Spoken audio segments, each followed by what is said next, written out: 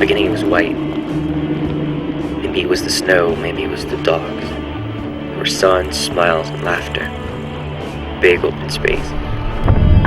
It was hell.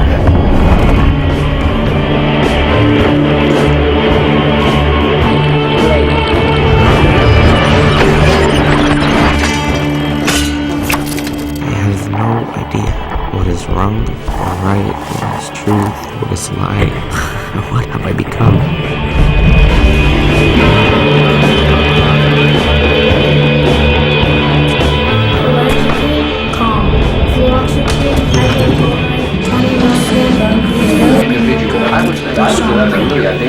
Do you think there's any way we can correct this situation?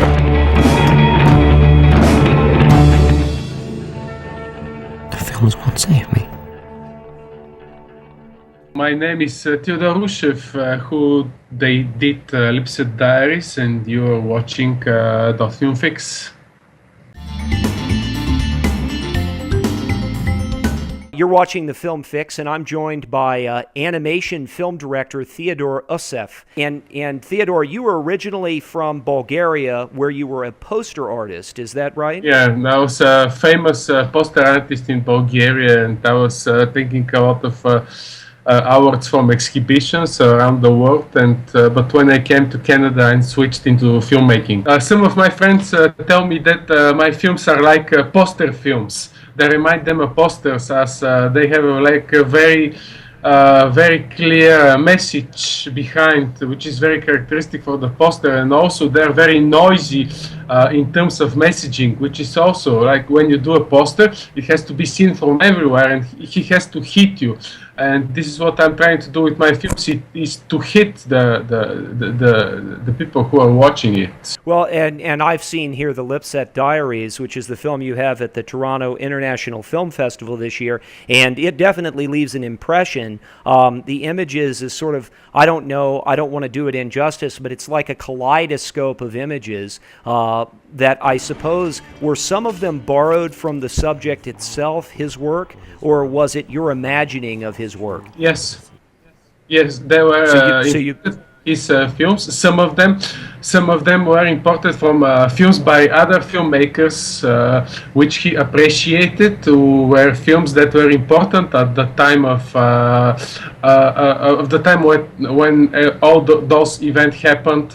And it's like a very postmodern approach. You know, I was at some point like VJing with images, and after that I took them and redraw them and got inspiration from other people's works to create the life of Arthur Lipsett. Let's get a little bit of the movie. The movie is what you imagine the diary would be of filmmaker Arthur Lipsett. And he was a Canadian experimental filmmaker in the 60s and early 70s, and he was an artist, and he passed away by suicide in 1986. And so the diaries themselves were never found or recovered, and so what you had to do was sort of, and there were, I guess, some talk that he did have diaries, is that right? Yeah, actually, we found a very small. We found his writings about the films. He didn't do storyboards. He was just on loose leaves. He was writing like small texts, and after that, trying to rearrange and structure them. And we found a little notebook, which was only 2 pages, which are very substantial of the style that he was writing. And we tried to imitate if he did what would happen if he did a diaries. But basically, what we have used was taking text from his film, from the scripts from his films, which is like very randomly, and using them as part of those diaries. So it's like a vice versa process. He was taking sound completely from the other movies, creating some kind of sense, and what we did was taking those parts and making them sound like a diary of an artist, which is quite complicated, but quite exciting. Yeah. No, it's basically, it's about Arthur Lipsett, but basically it's about the artist and the society. It's basically like the artists who are mirroring the society, because, you know, the artists, they're like very hypersensitive persons, and as usual, they like mirror the society. When the society goes crazy, the artists, as usual, go crazy themselves as well. Now, let's talk about the chicken or the egg here. You worked with Chris Robinson, who was the writer. Yeah, exactly. And was the idea to do this, was the origin of it your artistic animated visions first, that is your animation, and then the writing came second, or did you and Mr. Robinson or Chris Robinson sit down and come up with the written portion of it, and then you animated from there? What was the process? And we went to Cinémathèque Québécoise, and we were watching into his archives, and we found those leaves, and suddenly, I don't know how it came, but suddenly it was just like, okay, it's gonna be diaries. And at that time, I was always starting doing some drawings, and Chris Robinson just took the scripts from all his films, and he told me, and after reading him, I remember he called me and he told me, but the movie is there, everything is there. You just read them and you see this is his diaries. He was doing his life in his films. As you know, at the beginning, everything seems a little bit chaotic, but this is how I imagine the diaries of Arthur Lipsett. I wouldn't expect that he's gonna explain everything date by date and what he did in the morning and what he did in the evening. There are just like impressions from the things that going in the world. It's just watching the news, something's coming into your mind, and you remember how your mother left you when you were alone, watching war films and things like this, and everything's like building. The idea was to create the ambience, to create the ideas that were going into his head, and who brought him into the suicidal, because he became a manic depressive, which is not something very unusual for the artists. And but the things went wrong. His girlfriend left him, and he was without any support from everybody. He was become disillusioned about his films. Nobody wanted to watch them, and it was like something that happens very common with artists, no? Oh, yeah, definitely. And after you fall down very, very fast. Well, certainly this is a film whose subject matter artists can definitely appreciate. I suppose that you watched all of the films that you could find that were available of Mr. Lipsett. How difficult was it to find these movies? Well, it was not very difficult, as I was working at National Film Board of Canada, and they had almost all of the archival materials, except how wonderful! Except his two last films. But what is interesting that those archives materials were saved in the 80s by someone who was working in the archives. At that time, Arthur Lipsett films were not very popular at the National Film Board of Canada, and somebody threw them on the garbage. And he was just going home after work, and he found them. And he was watching, and he saw, oh my God, but those are films by Arthur Lipsett, who was Academy nominated with Very Nice in 1961. Right. He took them, and this is how, absolutely by chance, they were now in the NFB archives, because in the 80s it was just huge cleaning, and there were like artists who they considered that are not so important at that time, so they just threw the originals on the garbage. So we were very lucky that this guy found those films. Prior to getting involved in this, had you been familiar with the work of Arthur Lipsett, or what was the sort of the catalyst that brought you into this project?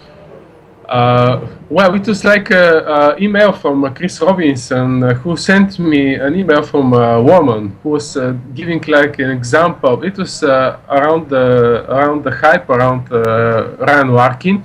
And she was saying that Ryan Larkin was probably a good artist, but he was a monster as a human. And they were discussing what is allowed to the artists are there superhumans that can do everything, or they just have to behave normally? And she was giving as an example Arthur Lipsett, who was a really very talented artist, but he was very humble, very modest person. Everybody loved him, and he was just quite decent, and he was very, very nice person, but he committed suicide. So this is how the name came first. And after that, I started looking, and I saw that he was a quite influential artist who influenced George Lucas, Stanley Kubrick. I noticed the references. Yeah, I noticed the references in your movie. To make a trailer for Doctor Strangelove. And I found a letter from Arthur Lipsett, who was answering one of his friends, and he said, a certain person called Stanley Kubrick asked me to do his trailer, but I've never heard about him. Can you imagine? It was the high of his fame. Ingmar Bergman was copying him in persona, like referencing to very nice, very nice. And everybody was talking about Arthur Lipsett, and he said, I've never heard about Stanley Kubrick. I guess to sort of wrap things up, can you talk a little bit about the style of animation that you use in the LIPSETT Diaries? The style is, well, someone at, just because I just came from Japan from an animation festival that I won one of the main prizes, and someone from a very famous Polish animator told me, actually, it's post-realistic treatment of animation, and yeah, probably he's right, because he's very academic in his approach. So it's a post-realistic animation. It's painted on paper, but of course I've used a lot of computers because I'd like to make my films faster as I can. But I'd like to give this approach to have the feeling that everything is painted and everything is drawn on paper, because this is how Lipsett was doing his drawings. Also, I wanted, and I was drawing on paper because I wanted that every frame has the energy of the handmade painting, because you know, if you do your computer drawings with such energy with which I used to make my hand-drawn paintings, I would break my Cintiq or my computer tablet. So it was just, I wanted to make it very energetic and very expressionist. Oh, it definitely is, except you have the realist, almost photographic approach on some things, that everything's been just taken out of focus or just muted or so on. And then it seems like there's layer upon layer upon layer here of images that I guess you projected into the life of Arthur Lipsett. So it's a very interesting portrait of his life, and it will be playing at the Toronto International Film Festival in September. Yes. Is that right? Yeah. Yeah. Well, thank you so much for joining us. What have I become?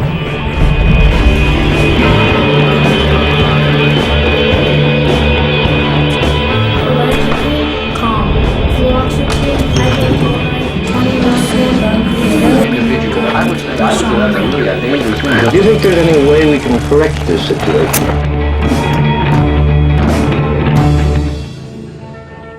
The films won't save me.